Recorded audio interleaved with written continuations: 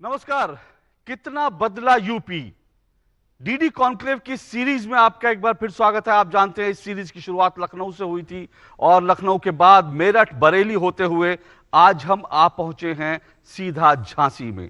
2 चरण के मतदान उत्तर प्रदेश में हो चुके हैं। 403 में से कुल मिलाकर कहें तो अभी भी 290 सीटों का चुनाव बाकी है, यानी कह सकते हैं कि चुनाव अभी भी खुला हुआ है। और अब जब तीसरे चरण का मतदान है उसमें अगर कहें तो 16 जिलों में 59 सीटों पर पोलिंग होनी है। 20 तारीख को यह पोलिंग होगी और फोकस सबका रहेगा बुंदेलखंड पर, क्योंकि इस चरण में बुंदेलखंड में भी चुनाव है। और बुंदेलखंड की चुनावी बिसात पर क्या राजनीति हो रही है, क्या यहां की चुनावी हवा, इस सब पर बात करने के लिए हमारे साथ जुड़ रहे हैं केंद्रीय मंत्री अनुराग सिंह ठाकुर जी। अनुराग सिंह ठाकुर जी केंद्रीय मंत्री और साथ साथ जो है आप जानते हैं कि बीजेपी के उत्तर प्रदेश के चुनाव सह प्रभारी है। बहुत बहुत शुक्रिया अनुराग जी डीडी न्यूज के साथ एक बार जुड़ने के लिए, दूरदर्शन के साथ जुड़ने के लिए।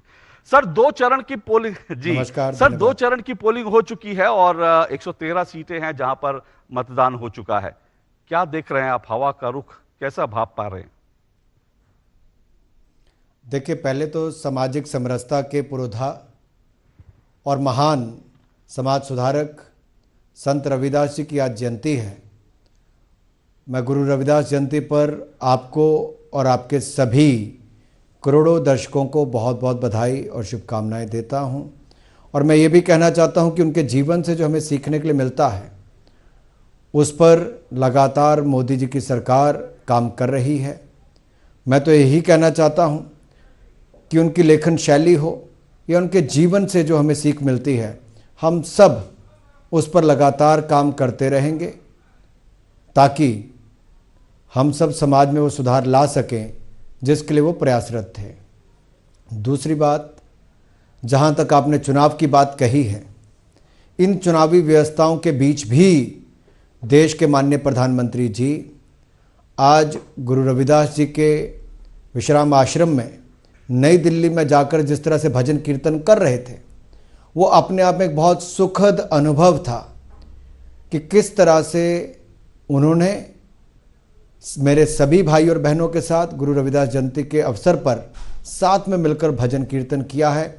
यही दिखाता है कि मोदी जी गरीबों के मसीहा तो है ही, सबका साथ, सबका विकास, सबका विश्वास मूल मंत्र के साथ आगे काम करने का काम किया है। और उसी का लाभ ही हमें यहाँ पर मिल रहा है कि हम पूरे उत्तर प्रदेश में गरीब कल्याणकारी योजनाओं को जन जन तक पहुँचाने का काम कर रहे हैं। यह डबल इंजन की सरकार, मोदी योगी जी की सरकार का हमें लाभ मिला है। अनुराग जी, जैसे आपने संत रविदास जी का जिक्र किया और जिस प्रधानमंत्री की वीडियो की बात कर रहे हैं वो तो सोशल मीडिया पर आज उसको वीडियो ऑफ द डे कहा जा रहा है, लेकिन जब संत रविदास जी की बात होती है तो इन्हीं उत्तर प्रदेश चुनाव में अभी 2 दिन पहले ही जो है अखिलेश यादव जी ने कहा कि बीजेपी जो है वो पिछड़ों और वंचितों जो है वो उनको बिल्कुल भी जोर नहीं देती, उनकी तरफ बिल्कुल भी देखती थी, इसीलिए ऐसे बहुत सारे नेता बीजेपी छोड़कर चले गए। देखिए, आप पूरी लिस्ट निकाल कर देखिए, सपा बसपा कांग्रेस के पूर्व मंत्री, पूर्व केंद्रीय मंत्री, सांसद, विधायक, एमएलसी, ये 75 से ज़्यादा संख्या बनती है केवल बड़े नेताओं की, और सैकड़ों और हज़ारों बनते हैं जो जिला के नेता हैं, ब्लॉक प्रमुख हैं, या फिर हज़ारों की तादाद में कार्यकर्ता जो भारतीय जनता पार्टी के साथ जुड़े। उसका बड़ा कारण है कि इन पार्टियों में बसपा, सपा, कांग्रेस जो परिवार की पार्टियां हैं, परिवारवाद के नाम पे जानी जाती हैं, उन लोगों ने लूट मचा रखी है। टिकट भी बेचते हैं और टिकटें देने के बाद बदलने का काम भी करते हैं। यही कारण है कि बार बार आपको देखने को मिला होगा कि सपा ने पहली लिस्ट के बाद दूसरी लिस्ट जारी ही नहीं की और चुपचाप टिकटें दे रहे हैं। जो अपना नॉमिनेशन करके आता बाद में उसकी टिकट बदल देते, 3-3 लोग नॉमिनेशन करें, 2 की टिकट वापस लेते हैं और वो फिर आपस में मारपीट करते हैं। कल परसों का उदाहरण भी अगर आप देखेंगे तो जिस तरह से राजभर जी ने आरोप लगाया, साफ देखने को मिलता है कि जो वहां के पांडे जी हैं उन्होंने ही टिकटार्थी थे, किसी और को टिकट मिली, आपस में उनकी लड़ाई होती है, लेकिन आरोप सरकार के ऊपर लगाने का प्रयास करते हैं। कुल मिलाकर देखें तो ये चुनाव एकदम से उत्तर प्रदेश का गरमा सा गया है। अगर मैं कहूं कि अभी जिस तरह से एसपी सिंह बघेल जी के ऊपर करहल में उनके काफिले पर हमला हुआ। आपने राजभर जी की बात की, राजभर जी ने भी कहा कि मैं जब गया था नामांकन भरने अपने बेटे के, तो वहां पर मुझ पर भी जो है हमला हुआ, बीजेपी मुझे मरवा सकती है, ऐसी बातें वो कर रहे हैं। देखिए, इससे बड़ा दुखद बात क्या होगी कि केंद्रीय मंत्री पर, हमारे सांसद के ऊपर जो एक महिला भी हैं, महिला मोर्चा की अध्यक्ष भी हैं, तो जहां केंद्रीय मंत्री एसपी सिंह बघेल जी के ऊपर हमला करवाया समाजवादी पार्टी के गुंडों ने, वहीं पर बहन गीता साकिया जी, उनके ऊपर हमला करवाया। ये पहले 2 चरणों में जिस तरह से जनता ने समाजवादी पार्टी और उनके सहयोगी गठबंधन को ये दिखाया कि उत्तर प्रदेश गुंडे नहीं चाहती है, उत्तर प्रदेश माफियाओं को नहीं चाहती है, तो उन्होंने अपना असली चेहरा वापस दिखाना शुरू कर दिया है। ये सपा का हाथ दंगइयों का साथ और अपराधियों का साथ है। इनके संरक्षण में ही ये फलते फूलते थे, और 5 वर्षों में जब इनके ऊपर नकेल कसी गई, तो अब चुनाव की बेला पर भी ये लोग आपराधिक घटनाओं को, हमले करने को, डराने धमकाने को, इसके लिए आगे बढ़कर आए हैं। इसकी जितनी निंदा की जाए उतनी कम है। आपके इस इंटरव्यू के बाद मैं सीधा इलेक्शन कमीशन जा रहा हूं इनकी कंप्लेंट करवाने के लिए, ताकि ये समाजवादी पार्टी के गुंडे ये इस तरह की घटनाओं को अंजाम ना दें। ये इनकी घबराहट और बौखलाहट है, जिसके कारण ये ऐसी हाथापाई, मार कुटाई के ऊपर आ गए हैं।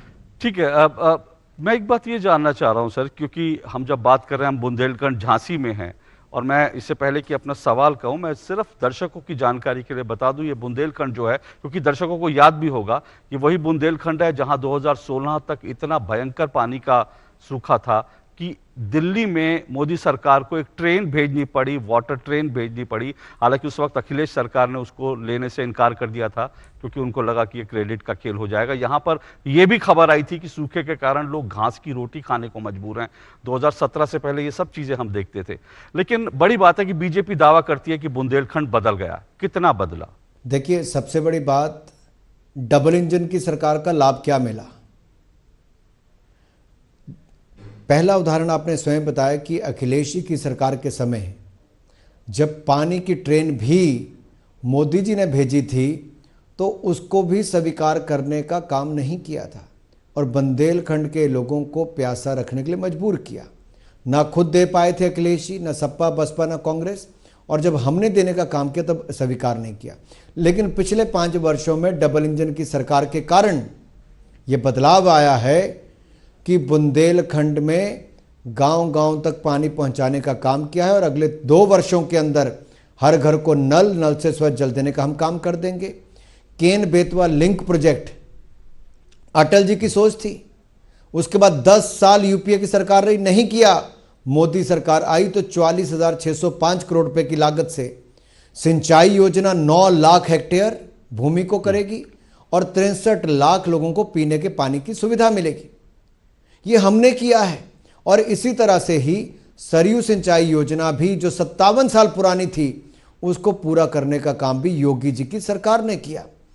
नल से जल देने का काम हमने शुरू कर दिया है। 30,000 से ज़्यादा पंचायतों में हर घर को नल से जल दे दिया है, और अगले 2 वर्षों में हर घर को देने का हम काम पूरा कर लेंगे। इसके अलावा बुंदेलखंड में स्वर्गीय जनरल बिपिन रावत जी के नाम पर डिफेंस कॉरिडोर हम बना रहे हैं। कांग्रेस ने 70 साल तक को देश को विदेशी ताकतों के ऊपर, यानी कि दुनिया भर के देशों से आयात करने पर मजबूर रखा। हमने आत्मनिर्भर करने का काम किया है। इन डिफेंस कॉरिडोर में गोले भी बनेंगे, तोप भी बनेंगी, और बड़े बड़े हमारी जो सेना को उपकरण चाहिए डिफेंस के, वो यहाँ पर बनने का काम होगा। बुंदेलखंड की ज़मीन जो बंजर रह जाती थी पानी के कारण, जहाँ एक और सिंचाई योजना दे दी है, दूसरी ओर सौर ऊर्जा के माध्यम से भी किसानों की कमाई हो, और किसान हमारे सौर ऊर्जा से अपनी कमाई कर सके, उसके लिए सोलर पावर प्लांट भी इस क्षेत्र में बहुत बड़ी तादाद में लग रहे हैं। ये मोदी जी, योगी जी की सोच ही है, जिसके कारण बुंदेलखंड में अब समृद्धि और संपन्नता आने के आसार बने हैं। लेकिन जब आप डिफेंस कॉरिडोर की बात करते हैं, तो मैं फिर एक बार कहता हूं कि यहां पर चुनावी जितनी सभाएं जो है अखिलेश यादव कर रहे हैं, वो सवाल उठाते कह रहे हैं कि भाई किसी ने डिफेंस कॉरिडोर देखा क्या? वो सिर्फ पेपरों में है, कहीं है ही नहीं डिफेंस कॉरिडोर। क्योंकि 70 साल में जो भी सरकारें पहले आई बसपा सपा की, तो मैं उत्तर प्रदेश की ही बात कर लूं, जो पानी की ट्रेन मोदी जी की नहीं ले पाते थे जनता के प्यास बुझाने के लिए, वो क्या कभी यहां पर डिफेंस प्रोजेक्ट लगने देते? आज तक तो केवल आयात ही किया जाता था। हमने निर्यात करने की भी प्रयास करने जा रहे हैं। और ये मोदी जी, योगी जी ने आपदा के बावजूद भी विदेशी पूंजी निवेश भी और स्वदेशी निवेश भी यहां पर करवाने का काम किया है, जिसके कारण उत्तर प्रदेश में 4 लाख करोड़ रुपए का निवेश आया है और 3 करोड़ युवाओं को रोजगार स्वरोजगार के अवसर पिछले 5 वर्षों में मिले।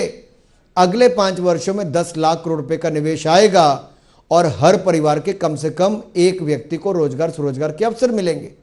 ये डिफेंस कॉरिडोर हमने नीति कब बनाई? आपदा के समय कि डिफेंस मैन्युफैक्चरिंग इंडिया में करेंगे, और इन 2 सालों में आपदा के समय प्रोजेक्ट लगाने का काम भी शुरू कर दिया है। जो AK-47 पहले विदेशों से आती थी, अब AK-56, 63 अब हिंदुस्तान में रायबरेली में बनने जा रही है। ये कहां हुआ? हमारी सरकार ने किया है। सपा बसपा कांग्रेस तो केवल कमीशन खाने तक अपने आप को सीमित करती थी। क्योंकि हम बुंदेलखंड की बात कर रहे हैं और आपने यहाँ पर जो है पानी की समस्या की बात करी, तो यहाँ से बहुत बड़ी एक समस्या रही पलायन का। ऐसा बताया जाता है कि 10 सालों में यहाँ से कम 50 लाख लोग जो है पलायन कर रहा है, वो मजदूरी करने चले गए। दूसरी बात ये भी है कि 3 दशकों में यहाँ 3,500 से ज़्यादा किसानों ने आत्महत्याएं की। किसानों की आत्महत्याएं कम हुई हैं, इसमें कोई दो राय नहीं, लेकिन ये आंकड़े अभी भी दिखाते हैं कि अभी भी यहाँ के जो करीब 80% जो जनता है जो कि कृषि पर निर्भर है, उनमें से 60%, 70% ऐसे किसान हैं जो अभी भी ऋण के बोझ में दबे हुए हैं। तो क्या फर्क आया किसानों की जिंदगी में? बड़ा फर्क है। और अगर आप देखेंगे, हमने पिछले 5 वर्षों में 86 लाख किसानों का 36,000 करोड़ रुपए का कर्जा माफ किया है। यही नहीं, गेहूं और धान की खरीद दाम 1.5 गुना दिया और खरीद दुगनी करने का काम हमारी सरकार ने किया है, मोदी जी और योगी जी के।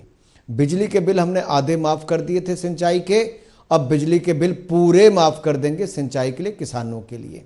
यही नहीं, MSP की खरीद को और सशक्त करेंगे और 1,000 करोड़ रुपया हम लोग भामाशाह भाव स्थिरता कोष बनाएंगे, जिसके अंतर्गत आलू, प्याज, टमाटर जैसी नकदी फसलों का भाव स्थिर रहे। उसके लिए हम ये बनाने जा रहे हैं ताकि किसानों को दबाव ना बने कि उनको सस्ते में बेचना पड़े। 25,000 करोड़ रुपए की लागत से हम छटाई की, कोल्ड स्टोरेज की और बाकी सब सुविधाएं यहाँ पर बनाने वाले हैं, जिसके कारण वैल्यू एडिशन किसानों के लिए हो सके और वो लोग उत्पाद और ज़्यादा कर सकें। 10,000 करोड़ रुपए की लागत से ट्यूबवेल हो, बोरवेल हो, सिंचाई के लिए टैंक बनाने की बात हो, ये हम छोटे और सीमांत किसानों को देने वाले हैं अगले 5 सालों में, ताकि हर खेत को सिंचाई की योजना हम लोग दे सकें। 1,000 करोड़ रुपए की लागत से हम लोग दुग्ध योजना ला रहे हैं, जिसमें कोऑपरेटिव सोसाइटी भी बनाएंगे और किसानों को पशुधन रखने के साथ साथ दूध उत्पादन में बढ़ावा देंगे ताकि उनकी कमाई के साधन और इससे बढ़ सकें। मछुआरे जो हैं उनके लिए 1 लाख रुपए तक की बोट पर 40% सब्सिडी हमारी सरकार देने वाली है और सीड प्लांट लगाने पर, बीज प्लांट लगाने पर उनको 25% सब्सिडी हम देंगे। ऐसी बहुत सारी योजनाएं जो किसानों के हित में है। चीनी मिलों में चीनी का भुगतान 14 दिन के अंदर होगा किसान के, गन्ना किसान का, और लेट होगा तो उसका ब्याज भी दिया जाएगा। और 5,000 करोड़ रुपए की लागत से चीनी मिलों का नवीनीकरण किया जाएगा। सपा के समय तो 21 चीनी मिलें इन्होंने प्राइवेट लोगों को औने पौने दाम में बेच दी थी। क्योंकि हमने किसानों की बात करी, रोजगार की भी बात बड़ी जरूरी है। खासकर मैं अनुराग जी इस संदर्भ में कह रहा हूं क्योंकि बार बार आपके विरोधी ये कहते हैं कि बीजेपी 2017 का जो उनका संकल्प पत्र था उस पर बात नहीं करती। मैं देख रहा था जो संकल्प पत्र था, इसमें 24 पन्नों का 10 मुख्य मुद्दे थे। 4 जो इंपॉर्टेंट मुद्दे थे, मैं उनमें से एक बात करूंगा। राम मंदिर बनाने का संकल्प, वो तो अब बन रहा है। भ्रष्टाचार, अपराध मुक्त प्रशासन की आपने बात की थी। किसानों के कर्ज माफी की एक बड़ी बात की थी और 5 साल में 70 लाख रोजगार और स्वरोजगार देने की बात की थी। इनमें रोजगार का एक ऐसा मुद्दा है जिस पर बार बार आपकी सरकार पर प्रहार होता है, क्या कहेंगे आप? देखिए, मैंने अपने जो पहले के उत्तर दिए उसमें 4 विषय कवर हो गए थे। इसका मतलब भाजपा ने जो कहा वो करके दिखाया है। इसलिए मैं वापस कहना चाहता हूं, अखिलेश जी की सरकार के समय जब हम 2017 में आए तो 18.5%, 18% से ज़्यादा बेरोजगारी की दर थी। आज 4.5% बेरोजगारी दर रह गई है। इतना बड़ा बदलाव लाए हैं। वन डिस्ट्रिक्ट वन प्रोडक्ट के माध्यम से 1,47,000 करोड़ रुपए का एक्सपोर्ट किया है, 25 लाख स्वरोजगार के अवसर दिए हैं। अब हम इसको डबल एक्सपोर्ट कर देंगे और 50 लाख स्वरोजगार के अवसर कर देंगे अगले 5 सालों में। यही नहीं, 70 लाख की हमने बात कही थी स्वरोजगार देने की, हमने 3 करोड़ लोगों को स्वरोजगार दिया है, 4 गुना ज़्यादा। और ये क्यों हुआ? क्योंकि हमने सुरक्षित उत्तर प्रदेश बनाया है, व्यापारी को सुरक्षा दी है, अपराध मुक्त करने का काम किया है, निवेश 4 लाख करोड़ का कराया है, तभी जाकर रोजगार स्वरोजगार के अवसर बने। सैमसंग का दुनिया का सबसे बड़ा मोबाइल का प्लांट यहां पर लगाया। अब 3 डेटा सेंटर लग रहे हैं, हर मंडल में आईटी पार्क बन रहे हैं। यही नहीं, हर एक्सप्रेस वे के पास औद्योगिक पार्क बनाएंगे। कानपुर में जहां हम मेगा लेदर पार्क बनाने जा रहे हैं, 2 लाख लोगों को रोजगार मिलेगा। 3 इलेक्ट्रॉनिक मैन्युफैक्चरिंग प्लांट लगाकर 4 लाख लोगों को रोजगार मिलेगा। डिफेंस कॉरिडोर बनाकर हजारों लोगों को रोजगार यहां पर मिलेगा। इसी तरह से ही 30,000 करोड़ रुपए की लागत से सर्जिकल मेडिकल इक्विपमेंट बनाने का धनवंतरी प्रोजेक्ट हम ऐसे लगाएंगे, जिसके माध्यम से हजारों नहीं लाखों लोगों को रोजगार स्वरोजगार के अवसर मिलेंगे। लेकिन अनुराग जी, जब रोजगार की बात करते हैं तो यहाँ पर यह भी है कि जब कोरोना हुआ था तो मैं एक आंकड़ा देख रहा था जिसको जो सुप्रीम कोर्ट में भी सरकार की तरफ से, उत्तर प्रदेश सरकार की तरफ से दिया गया, 47,84,000 से ज्यादा श्रमिकों की वापसी हुई थी।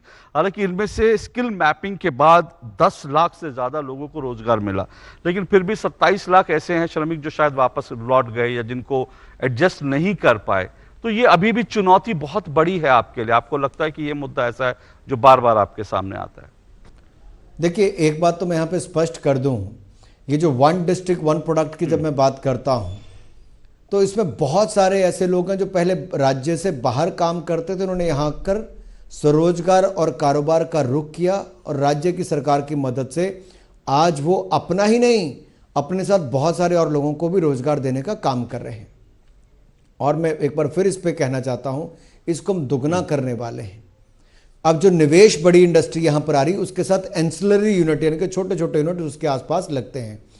6 लाख एमएसएमई के यूनिट हमने और पिछले 5 सालों में लगवा कर दिए। अब ऐसे ही हम 6 पार्क एमएसएमई के हम और बनाने जा रहे हैं, जहां पर लाखों यूनिट्स यहां पर आने वाले हैं, जिसके माध्यम से करोड़ों लोगों को रोजगार स्वरोजगार के अवसर मिलेंगे। ये सब प्रयास मात्र 5 वर्षों में, जहां पर 2 साल तो आपदा के हो गए, उसके बावजूद करके दिया है।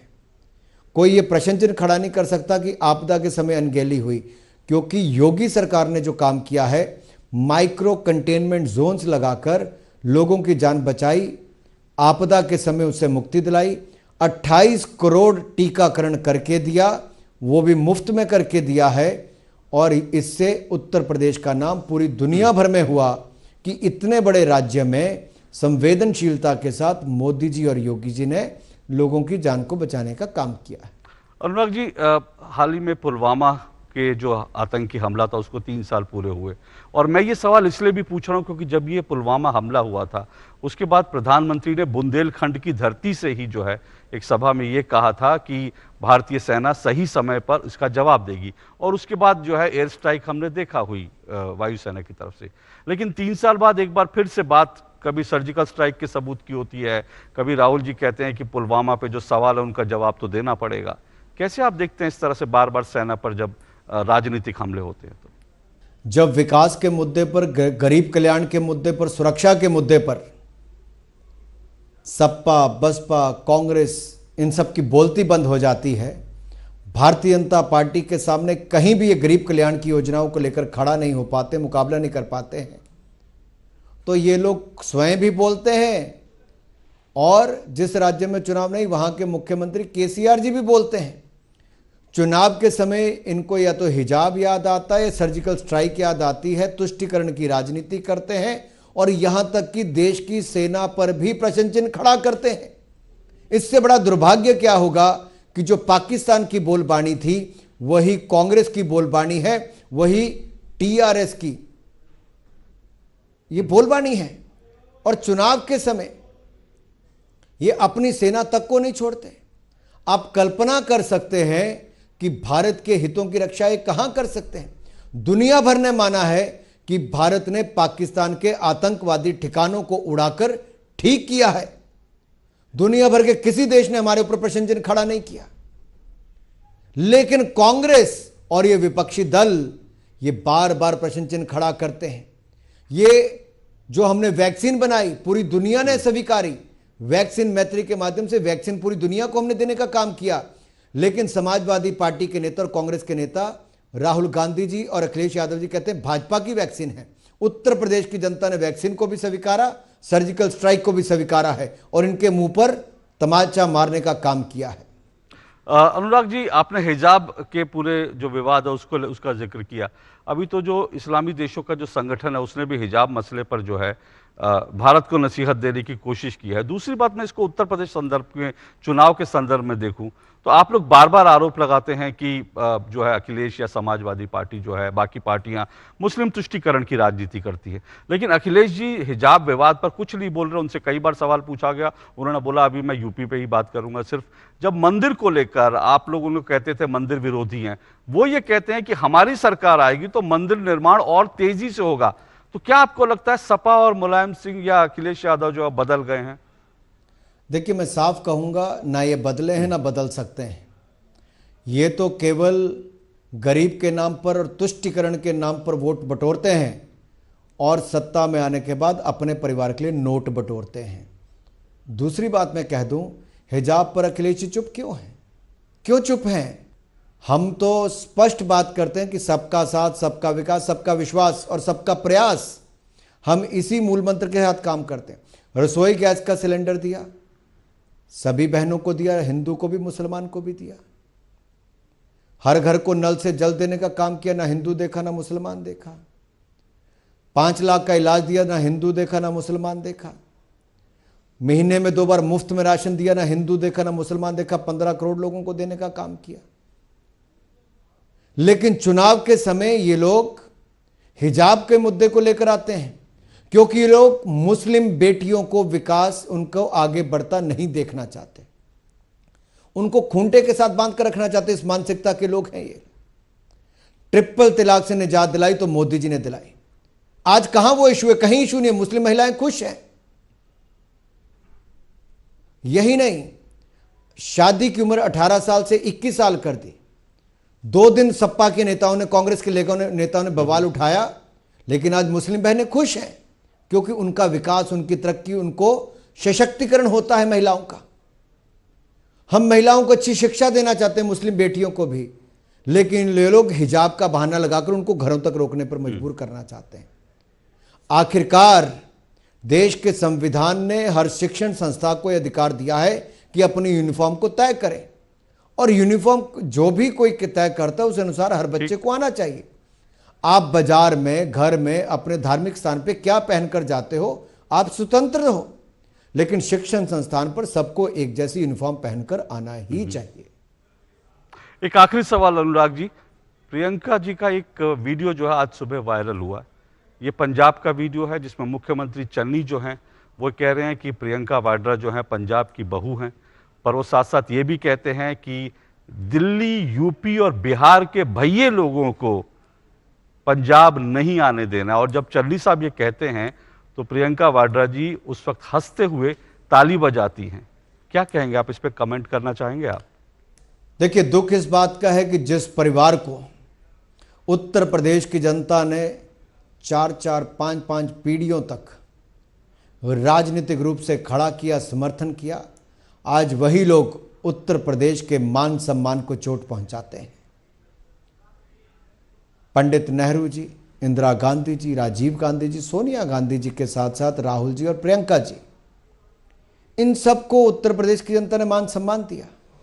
लेकिन राहुल जी जब यहां से केरल की ओर रुख किया तो सबसे पहले गाली देने का काम उत्तर प्रदेश की जनता को और उत्तर भारतीयों को किया। उनकी सोच समझ पर प्रश्न चिन्ह खड़ा किया। और प्रियंका जी ने पंजाब में जाकर जो मिट्टी पलीद उत्तर प्रदेश की है और जिस तरह से हंसी है, इससे दिखाता है उत्तर प्रदेश की और उत्तर प्रदेश के बारे में इनकी सोच क्या है। हम यही कहते हैं, उत्तर प्रदेश के युवा उत्तर प्रदेश के मेरे भाई बहन राष्ट्र निर्माण में सबसे बड़ी भूमिका निभाते हैं। अगर उत्तर प्रदेश के लोग आज देश के अलग अलग कोने में ना हो तो उन राज्यों का विकास थम जाएगा। मुंबई में भी कुछ लोगों ने उठाने का प्रयास किया उत्तर भारतीयों पर और विशेष तौर पर उत्तर प्रदेश के लोगों पर, लेकिन जिस दिन मुंबई हो या पंजाब हो, उत्तर प्रदेश के लोग वहां से वापस आ गए तो वहां पर विकास थम जाता है। अरविंद केजरीवाल जी ने भी जीपों पर बड़े बड़े भोंपू लगाकर अपने नेताओं को भेजा था आपदा के समय और डर और भय पैदा किया था कि चले जाओ अपने उत्तर प्रदेश वापस, वहां से भगाने का काम किया था, डर और भय ये सब पैदा किया था। और ये लोग जब उत्तर प्रदेश का चुनाव आता है तो कभी अयोध्या जी में दर्शन करने आते हैं, कभी काशी विश्वनाथ दर्शन करने आते हैं, लेकिन दूसरे राज्यों में जाकर उत्तर प्रदेश के लोगों के ऊपर प्रश्न चिन्ह खड़ा करते हैं, अपमानित करने का काम करते हैं। मैं इतना ही कहूंगा, ये शायद उत्तर प्रदेश की ताकत को जानते नहीं है और ताकत उत्तर प्रदेश की जनता इस चुनाव में दिखा देगी। 300 पार 2017 में भी कमल का फूल खिलाकर किया था, 300 पार देश में 2019 में भी मोदी जी को समर्थन कमल का बटन दबाकर किया था और इस बार फिर कमल का बटन दबाएंगे, 300 पार करके भारतीय जनता पार्टी को जिताएंगे। ठीक है अनुराग जी, उसके लिए इंतजार करना पड़ेगा, लेकिन इसमें कोई दो राय नहीं। उत्तर प्रदेश की जो ताकत है वो तो देश भी देखता है, दुनिया भी देखती है, क्योंकि दिल्ली का रास्ता, दिल्ली की सत्ता का रास्ता उत्तर प्रदेश से होकर ही जाता है। इसलिए जाहिर सी बात है उत्तर प्रदेश को लेकर के अगर ऐसी कोई टिप्पणी होती है तो उस पर सवाल उठने लाजिमी है। बहुत बहुत शुक्रिया डीडी कॉन्क्लेव में जुड़ने के लिए और हमसे बात करने के लिए Anurag Thakur ji. Thank you sir, thank you.